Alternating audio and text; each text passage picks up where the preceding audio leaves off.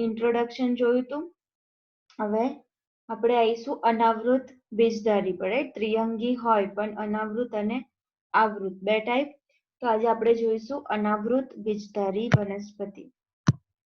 નામ પરથી જ ખબર પડશે અનાવૃત.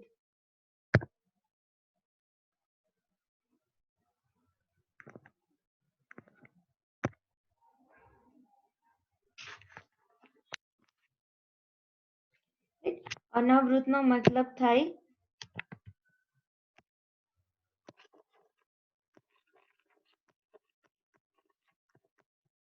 અન મતલબ વગર, વિધાઉટ, વૃત મતલબ આવરણ, બીજધારી વનસ્પતિ.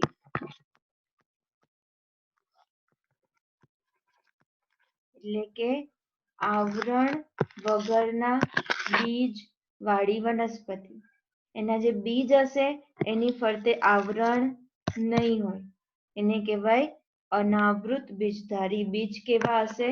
ખુલ્લા હશે.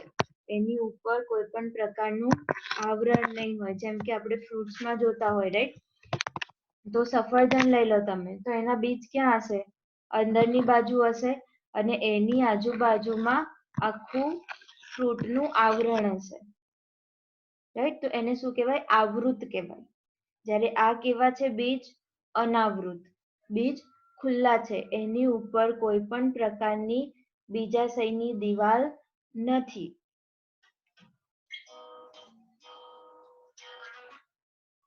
ક્લિયર? એટલે અનાવૃત બીજધારીનો મતલબ થાય આવરણ વગરના બીજવાળી વનસ્પતિ અથવા તો ખુલ્લા બીજવાળી વનસ્પતિ, રાઈટ?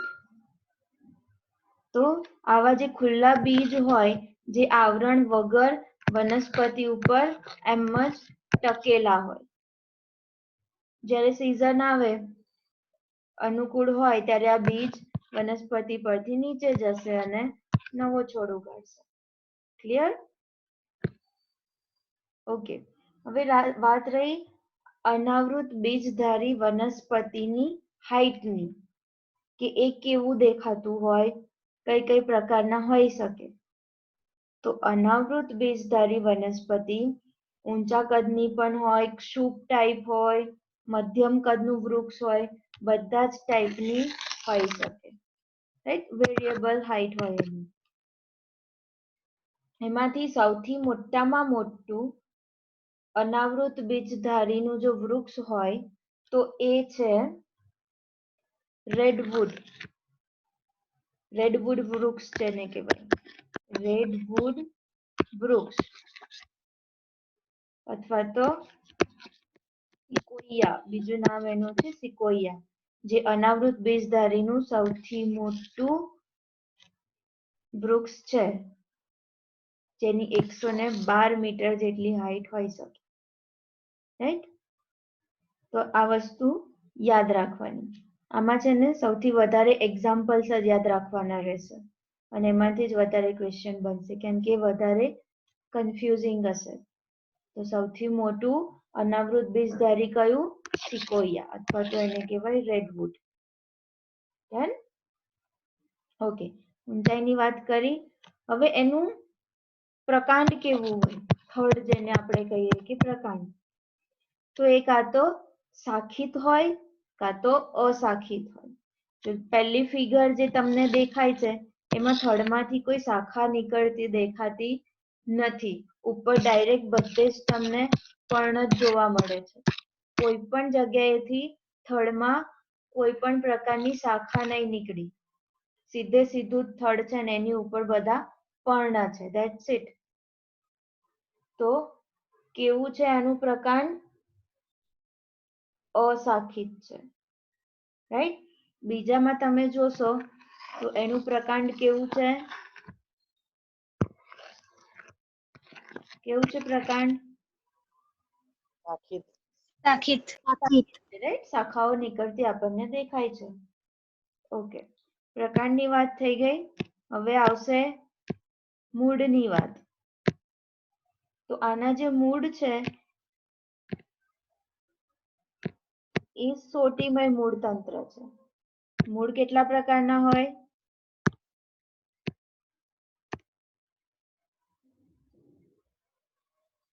મૂળ કેટલા પ્રકારના હોય?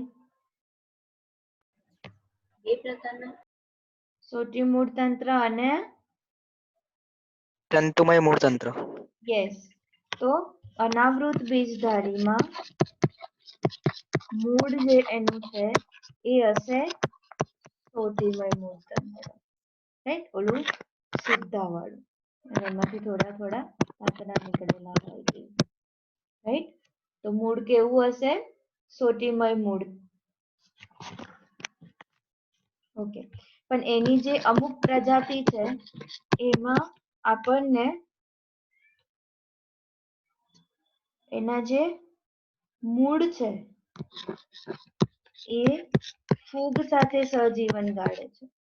એટલે વનસ્પતિનું મૂળ અને એના ઉપર ફૂગ એ બંનેનું સહજીવન, મતલબ કે ફાયદો બંનેને થશે, મૂળને પણ અને ફૂગને પણ. તો એવા મૂળને શું કહેવાય? કવક મૂળ કહેવાય. અને કવક મૂળ હોય પાઇનસમાં. પાઇનસ નામની અનાવૃત બીજધારી વનસ્પતિ છે. પાઇનસમાં શું હોય? કવક મૂળ હોય, રાઈટ? અને એનું પ્રકાંડ કેવું હોય? શાખિત હોય. ડન? ઓકે. હવે અમુક વનસ્પતિમાં મૂળ જે છે એ એક વિશિષ્ટ પ્રકારના હોય, તેને વિશેષિત મૂળ કહેવાય. વિશિષ્ટ પ્રકારના મૂળ હોય, એનું નામ આપ્યું છે પ્રવાળ મૂળ. અને આ પ્રવાળ મૂળ છે એ સાયનોબેક્ટેરિયા સાથે જીવન ગાળે, સહજીવન. સાયનોબેક્ટેરિયા એટલે શું? નીલહરિત લીલ. એનું કામ હરિતલી. શું? એની શું સ્પેશિયાલિટી હતી? નાઇટ્રોજનનું સ્થાપન કરવાનું. નાઇટ્રોજનનું સ્થાપન કરવાનું. Very good. તો આ જગ્યા ઉપર સાયનોબેક્ટેરિયા નાઇટ્રોજનનું સ્થાપન કરશે, જેની અસર વનસ્પતિને સારી એવી થશે, રાઈટ? તો આ બંને જે સહજીવન ગાળે એમાંથી સાયનોબેક્ટેરિયાનું કામ શું? નાઇટ્રોજનનું સ્થાપન. અને પ્રવાળ મૂળ જે છે વિશિષ્ટ પ્રકારના મૂળ છે. ક્લિયર? જો ફૂગ સાથે જીવન ગાળે તો એ કવક મૂળ, અને પ્રવાળ મૂળ અને બેક્ટેરિયા છે તો એ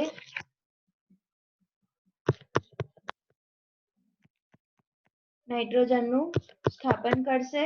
અને પ્રવાળ મૂળ એની વિશિષ્ટતાના કારણે બેક્ટેરિયાને ત્યાં આગળ રહેવા માટેની સ્પેસ આપશે.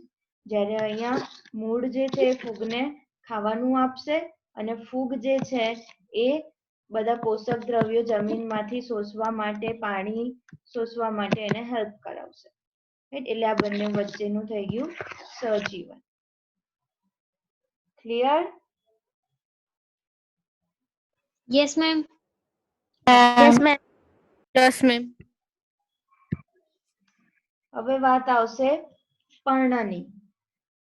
તો કેટલાકમાં સાદું પર્ણ હોય, કેટલાકમાં સંયુક્ત પર્ણ હોય. પહેલું જે પર્ણ છે એ સાદું પર્ણ છે, કે ચલો આ દાંડી છે, એમાંથી એક પર્ણ નીકળ્યું, બસ ધેટ્સ ઇટ. આ કયું થઈ ગયું? સાદું પર્ણ થઈ ગયું. સંયુક્ત પર્ણ મતલબ એક દાંડી, એમાં પછી અલગ અલગ પર્ણ હોય, તો એ સંયુક્ત પર્ણ કહેવાય, રાઈટ? તો સાદું પર્ણ હોઈ શકે અથવા તો સંયુક્ત પર્ણ પણ હોઈ શકે. અને આ સંયુક્ત પર્ણ છે એના પણ અલગ અલગ ટાઈપ હોઈ શકે, જે આપણે નેક્સ્ટ ચેપ્ટરમાં, મતલબ 5મા કે 6થા ચેપ્ટરમાં આવે છે, એમાં આપણે ભણવાના છે, રાઈટ? તો સંયુક્ત પર્ણમાં પણ અલગ અલગ પ્રકારના ટાઈપ હશે. એમાંથી સંયુક્ત પર્ણનો એક ભાગ છે જેને કહેવાય પીચ્છાકાર. પીચ્છાકાર પર્ણ. તમને જે ફિગરમાં દેખાય છે 1 2 3 4, અને એની ઉપરના ભાગે પણ આવી રીતે પર્ણ હોય, તો આ કયું પર્ણ કહેવાશે? પીચ્છાકાર પર્ણ, પીછા જેવું દેખાતું હશે, રાઈટ? તો આ શેમાં જોવા મળશે? સાયકસમાં. એક્ઝામ્પલ શું છે એનું? સાયકસ. તો અનાવૃત બીજધારીમાં પીચ્છાકાર પર્ણનું એક્ઝામ્પલ થઈ ગયું સાયકસ.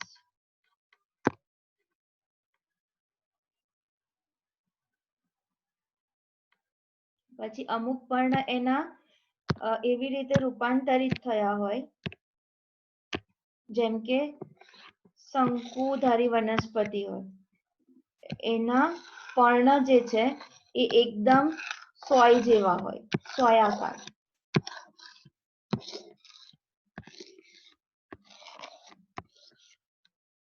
તો એનું રીઝન શું? કે એવી જગ્યા ઉપર રહેતા હોય કે જ્યાં ઠંડી, ગરમી, પવન એ બધાની જો માત્રા વધારે હોય તો એની સામે ટકી રહેવા માટે જે પર્ણ હોય એમાં અમુક ફેરફાર થયા હોય, રાઈટ? જેને કહેવાય અનુકૂલન. એ છે ને કે પરિસ્થિતિને અનુકૂળ થવું પડે, મતલબ કે પરિસ્થિતિ પ્રમાણે પોતાની જાતને એડજસ્ટ કરવી પડે. તો એને આપણે શું કર્યું કહેવાય? અનુકૂલન કર્યું કહેવાય. અને આપણે અનુકૂલિત થયા કહેવાય, રાઈટ? એટલે આપણે અનુકૂલિત થવું પડે કોઈ પણ સિચ્યુએશન. તો આમાં જે પર્ણ છે એ અનુકૂલિત થાય છે, પોતાની જાતને બદલે છે, તો એનો શેપ બદલાય છે. તો એના લીધે શું થશે કે આ નીડલ આકારના બની ગયા સોય જેવા, એટલે એનો સરફેસ એરિયા ઘટી ગયો. એનો એરિયા પર્ણ જુઓ તમે તો આ ટાઈપનું હોય તો એની પાસે જગ્યા કેટલી બધી છે, પણ આમાં સોય જેવું બનાવી દેશે એટલે સરફેસ એરિયા ઘટી જશે. તો બાષ્પોત્સર્જનની જે પ્રક્રિયા થશે એના દ્વારા પાણી ઓછું વપરાશે. સૂર્યના કિરણો જેટલા વધારે પડતા હોય, રાઈટ, તો એટલું બાષ્પોત્સર્જન વધારે થશે. પણ આની પાસે એટલી સ્પેસ જ નહીં, કે સૂર્યના કિરણો ઓછા પડશે એની ઉપર, એટલે બાષ્પોત્સર્જન પણ ઓછું થશે. તો એના લીધે શું થશે? પાણી બચશે. વનસ્પતિ પોતાની પાસે જે પાણી હશે એને બચાવીને રાખી શકશે. પ્લસ એની ઉપર જાડું ક્યુટિકલનું આવરણ હશે, એના લીધે પણ પાણીનો વ્યય ઓછો થશે. ધેન જે એની ઉપર તમને ખબર હોય તો વાયુરંધ્રો હોય, જેના દ્વારા પાણીની આપ-લે થતી હોય, રાઈટ? વાયુરંધ્રો ખુલ્લા હોય, બંધ હોય. તો આના જે વાયુરંધ્રો છે એ સંકુચિત હશે, એટલે નાના થઈ ગયેલા હશે, એટલે એની પાસે પણ બહુ જગ્યા ના રહે. તો પર્ણો સૌથી પહેલા કેવા હશે? નીડલ આકારના, સોય જેવા, એટલે ઓલરેડી એનો એરિયા ઘટી ગયો. પાછું એની ઉપર ક્યુટિકલનું આવરણ હશે, એટલે જાડું થઈ ગયું. એટલે પ્રકાશ માટે એ પણ એક જાડું માધ્યમ છે, જેનાથી ઓછી એન્ટ્રી થઈ શકે એની. પ્લસ જે એના કાણા છે એ પણ થોડા કેવા થઈ ગયા છે? સંકોચાઈ ગયા છે. ક્લિયર? તો શંકુધારી જે વનસ્પતિ હોય એ પોતાના પર્ણોને આવી રીતે અનુકૂલિત કરતી હોય, જેના કારણે વાતાવરણ સામે એ ટકી શકે.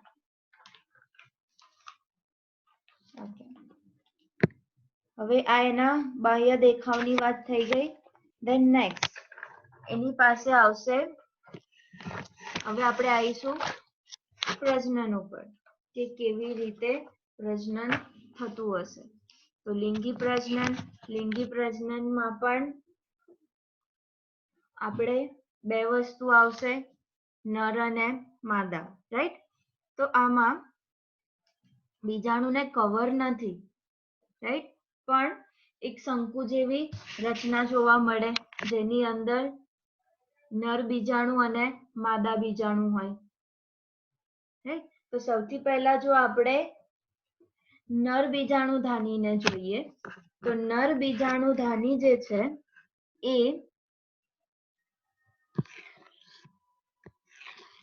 આવી રીતે ડિફરન્ટ કોનમાં પ્રેઝન્ટ હોય. અલગ અલગ વનસ્પતિ, અલગ અલગ જાતિમાં અલગ અલગ પ્રકારના શંકુ જોવા મળશે. શંકુ વાળી વાત તો આપણે દ્વિઅંગીમાં પણ કરી હતી, રાઈટ? જેમ કે આ બીજાણુ ધાની હોય અને એની આજુબાજુ પર્ણ ભેગા થઈને એક શંકુ જેવી રચના બનાવતા હતા, રાઈટ?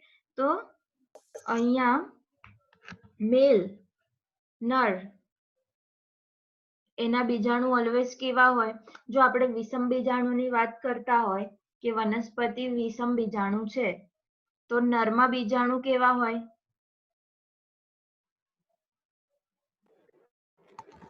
નાના. રાઈટ?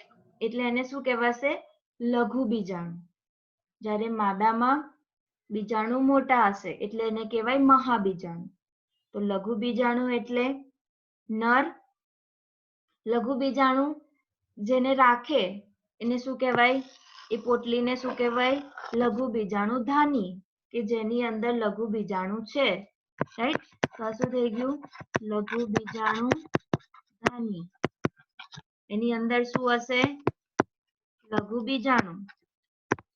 અને એની આજુબાજુ જે પર્ણ હશે, રાઈટ? આપણે જોયું તો એની આજુબાજુ પર્ણ હોય, જે તમને બધી ફિગર્સમાં દેખાય છે એની આજુબાજુ પર્ણ. તો એને શું કહેવાશે? એ પર્ણને લઘુ બીજાણુ પર્ણ, રાઈટ? તો એ લઘુ બીજાણુ પર્ણ ઉપર તમને આવા લઘુ બીજાણુ ધાની જોવા મળશે, જે કોણ સ્વરૂપે હશે, શંકુ સ્વરૂપે હશે.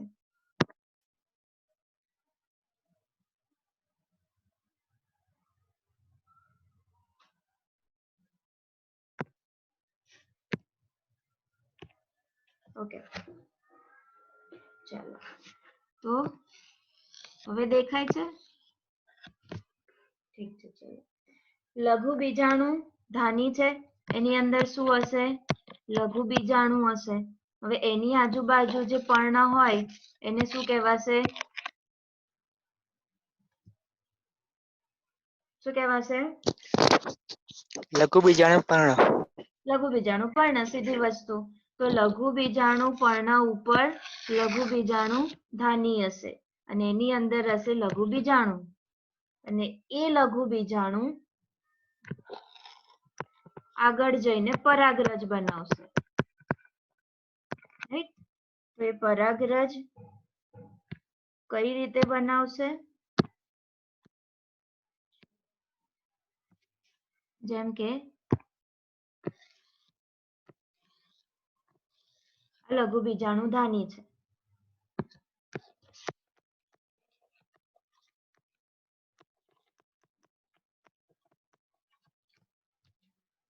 એની અંદર છે લઘુ બીજાણુ. હવે આની મેઇન અવસ્થા 2n પ્રકારની હોય છે, એટલે આ બધા જ જે છે કોષો, તમને અહીંયા જે કોષો જોવા મળશે એ 2n પ્રકારના હશે. હવે આપણે જે જન્યુ જોઈશે એ તો n પ્રકારનું જોઈશે, એટલે હવે કઈ પ્રક્રિયા આવશે? અર્ધીકરણની પ્રક્રિયા આવશે. તો આમાંથી હવે જે કોષો છે, જે બીજાણુ છે, એનું શું થશે? અર્ધીકરણ થશે અને કોષોમાં ઘટાડો થશે, એટલે એ વધશે પછી પરાગરજ તરીકે, રાઈટ? અર્ધીકરણ થયા પછી શું બનશે એમાંથી? પરાગરજ. તો હવે પરાગરજ રેડી છે, રાઈટ?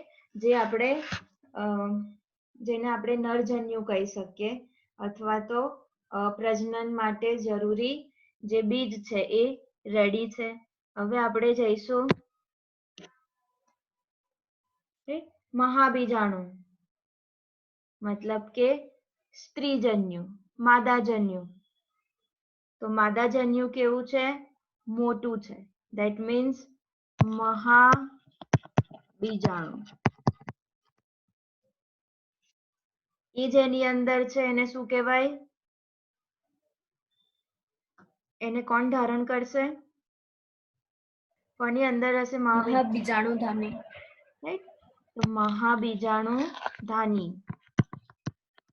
મહાબીજાણુ ધાની એની અંદર હશે મહાબીજાણુ.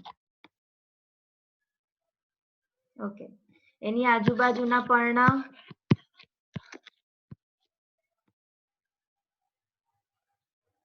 આજુબાજુના પર્ણને શું કહેવાશે? મહાબીજાણુ પર્ણ. બીજાણુપર્ણ. Great, right. મહાબીજાણુ પર્ણની ઉપર મહાબીજાણુ ધાની આવશે અને એની અંદર હશે મહાબીજાણુ. ક્લિયર? હવે મહાબીજાણુ મતલબ એ આગળ કઈ રીતે ડેવલપ થશે? એક સેકન્ડ.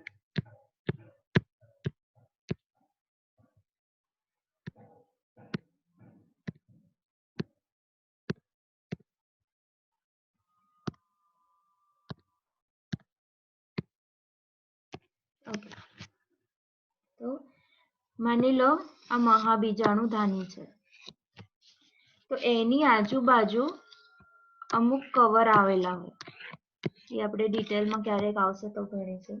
એમાંથી એક હોય પ્રદેહ. તો એ પ્રદેહના જે કોષો છે એમાંથી જન્યુ બનવાની શરૂઆત થાય. તો આ પ્રદેહના કોષો ઓબ્વિયસલી 2n પ્રકારના હશે, રાઈટ?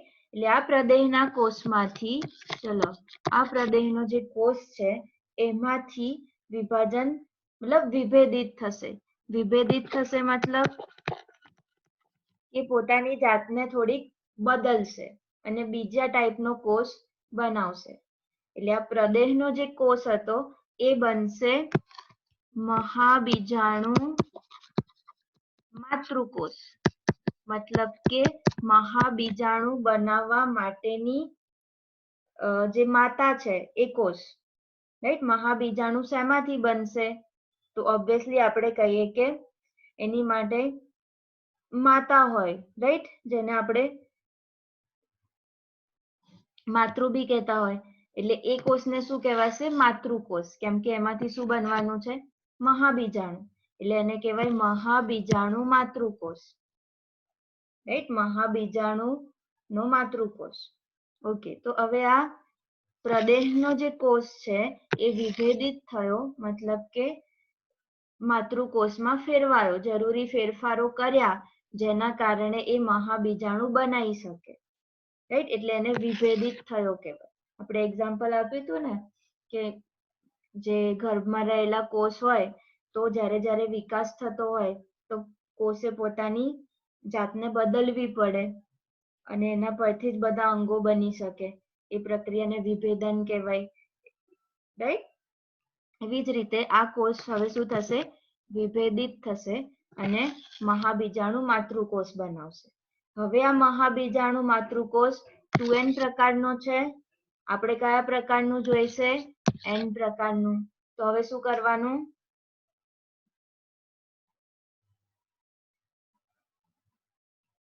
ટુ n માંથી n બનાવવા શું કરવાનું? અર્ધીકરણ. અર્ધીકરણ, રાઈટ?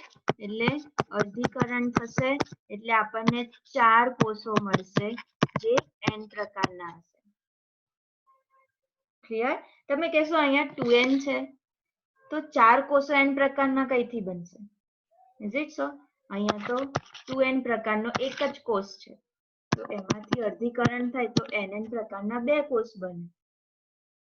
તો પછી 4 ક્યાંથી આયા? રાઈટ? તો અર્ધીકરણની જે પ્રક્રિયા છે એમાં 2 અર્ધીકરણ થાય, અર્ધીકરણ 1 અને અર્ધીકરણ 2. એટલે અહીંયાથી અર્ધીકરણ થયું, પછી અર્ધીકરણ 2 માં સંભાજન થાય એટલે આપણને ટોટલ 4 કોષ મળશે.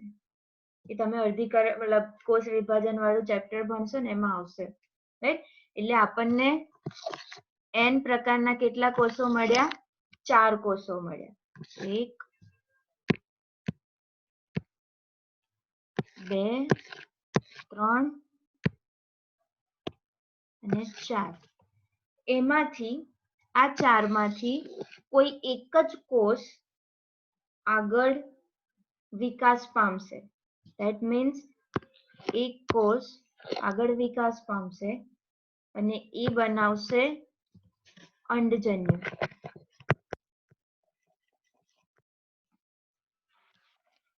અથવા તો જેને કહેવાય અંડક. ટૂંકમાં અંડક આપે છે, રાઈટ? અંડક બનાવશે. તો અંડક બનીને રેડી છે, રાઈટ? બાકીના જે 3 કોષ છે એ ત્યાં હશે જ, પણ એ એને પોષણ આપવાનું કામ કરશે. જ્યારે ફર્ટિલાઇઝ થશે ત્યારે એને પોષણની જરૂર પડશે, એ બધું કામ એ કરશે. ઓકે, તો હવે શું થશે? આપણું જે મહાબીજાણુ છે એ રેડી છે, મતલબ કે અંડક રેડી છે. હવે પરાગરજ પણ રેડી હતી, રાઈટ? તો હવે પરાગરજ આવશે મહાબીજાણુ ધાની પાસે, અથવા તો મહાશંકુ જેને કહીએ આપણે. શંકુ હોય છે ને, એની આજુબાજુ લીફ પણ હોય, પર્ણ પણ હોય, રાઈટ? આ વસ્તુ તો પર્ણથી ઢંકાયેલી જ હશે, એટલે પરાગરજ સૌથી પહેલા ક્યાં આવશે? આ પર્ણ ઉપર આવશે, અને પર્ણની અંદર અંડક માટેના છિદ્ર હશે, રાઈટ? એટલે એ પરાગરજ પહોંચશે, મતલબ એ છિદ્રો દ્વારા એ અંદર જશે. પછી શું કરશે? આ પરાગરજ જે છે એ એક નલિકા વિકસાવશે. પરાગરજમાંથી એક નલિકા જશે જે અંડક સુધી પહોંચશે, અને પછી એમાંથી નરજન્યુ મુક્ત થશે. આ પરાગરજ જે છે એ પોતે જ નલિકા બનાવશે, જેને કહેવાય પરાગનલિકા. એટલે પરાગનલિકા દ્વારા એ પછી નરજન્યુ અહીંયા છૂટું પડશે. એટલે અહીંયા તો ઓલરેડી અંડક છે, હવે અહીંયા નરજન્યુ પણ આવી ગયું, રાઈટ? એટલે હવે શું થશે? ફલન થશે. ફલન પછી બનશે ફલિતાંડ. અને ફલિતાંડ બન્યા પછી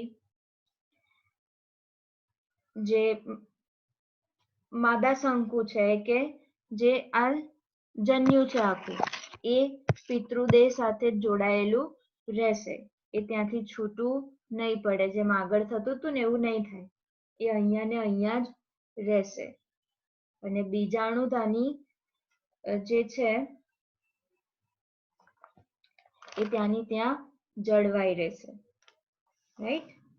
હવે અંડકો જે છે એ બીજમાં વિકાસ પામશે, અને ફલિતાંડ જે છે એમાંથી બનશે ભ્રૂણ.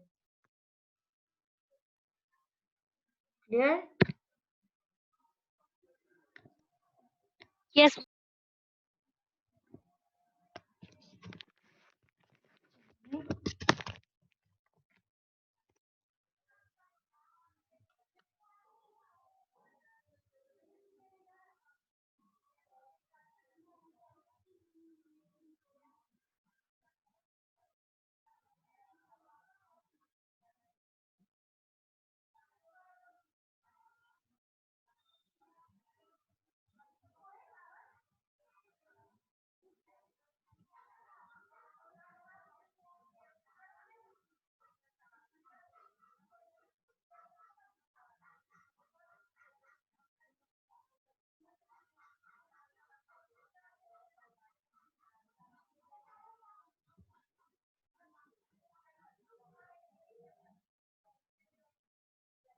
ઓકે, દેખાય છે તમને લોકોને?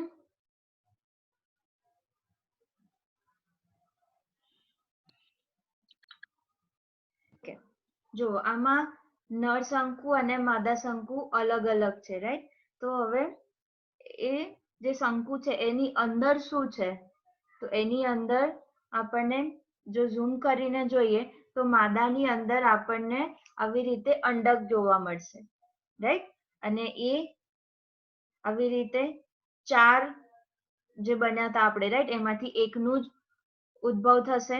એવી જ રીતે નરમાં અર્ધીકરણ દ્વારા પરાગરજ બનશે, રાઈટ? અર્ધીકરણની પ્રક્રિયાથી પરાગરજ બની. હવે આ શું છે? અંડક છે, રાઈટ? જે પરિપક્વ થઈ ગયું છે. ઓકે, તો અંડક બની ગયું. હવે આ શું આવ્યું? પરાગરજ આવી. દેખાય છે? વ્હાઈટ કલરનું પરાગરજ આવ્યું.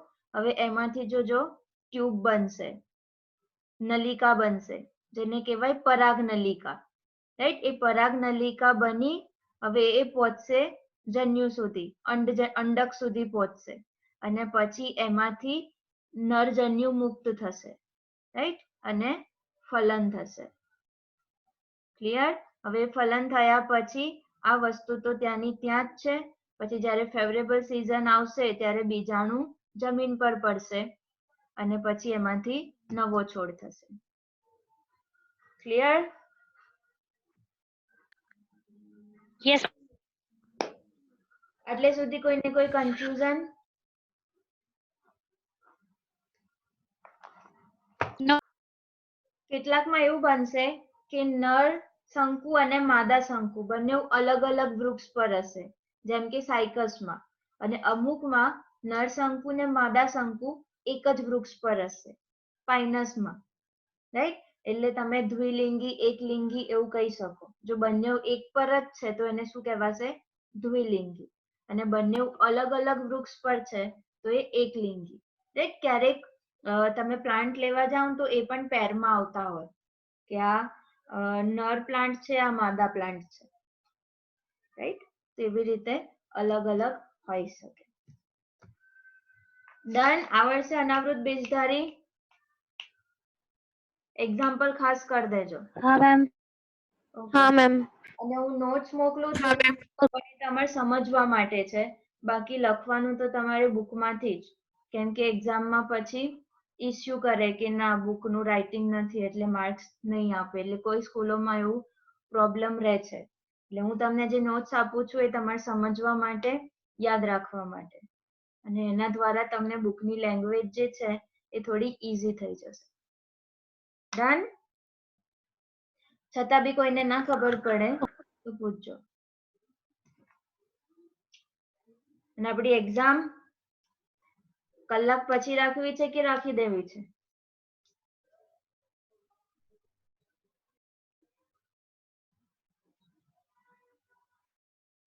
આજે એક્ઝામ છે ને, યાદ છે કે નહીં? હા મેમ કેટલા હા વાગે? મેમ 12 વાગે રાખી દઉં? 1 વાગે રાખવી છે?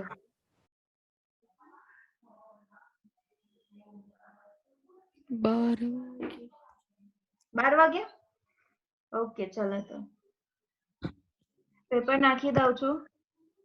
પેરેન્ટ્સની સાઇન કરાવવાનું ના ભૂલતા. All the best. Thank you ma'am. Bye ma'am. Bye. Thank bye you. Ma'am bye. Thank you ma'am bye by.